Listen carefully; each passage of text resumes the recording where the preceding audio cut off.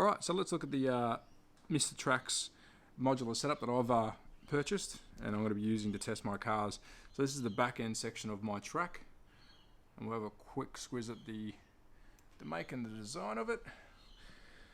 So as you can see, it's a nice painted surface. The green's been painted, the sand area, the bank's been painted. You can also get little stickers for the side walls to add some detail.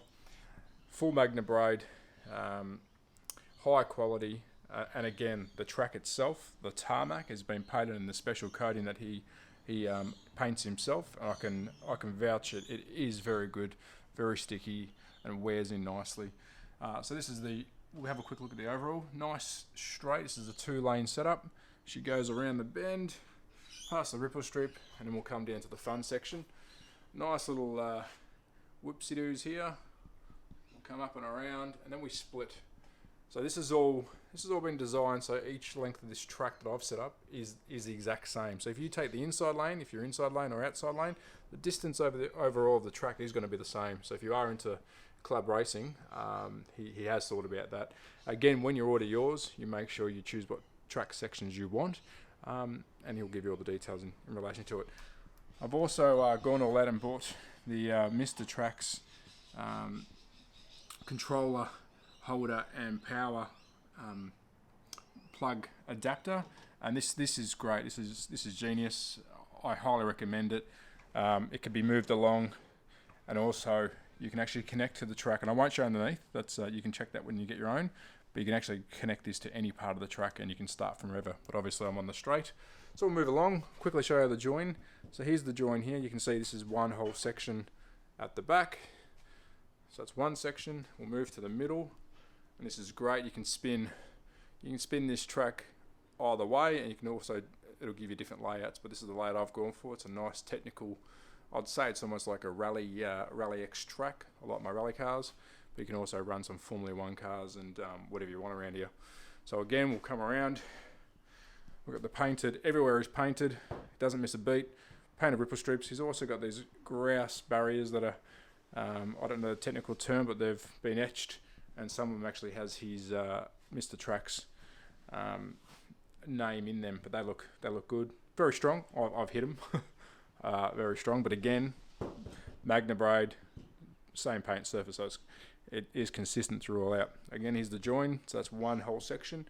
So now you're looking at two sections, one at the back, one in the middle. These are all in the catalogue. You can check them out.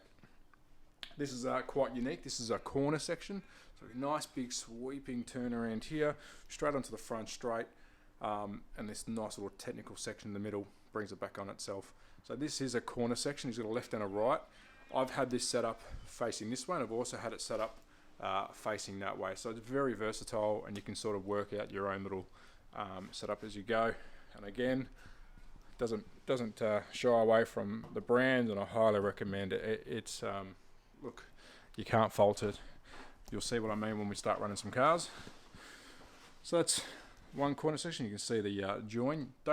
We don't lose any power at all. I've had no power dropout. But highly recommend you run the cars through it a couple of times to embed the track as per any track.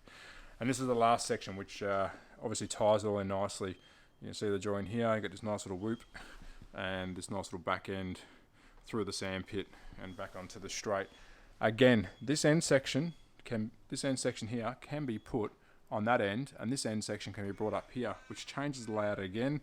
This can be flipped around, and then that middle section can be also flipped around. So with my track here, I can make 6 different layouts, and within those layouts, I believe it was 6, don't hold me to it, but within these layouts, I can also have 3 separate tracks within itself. So if I turn some of these around, you'll see that it'll make little tracks within itself.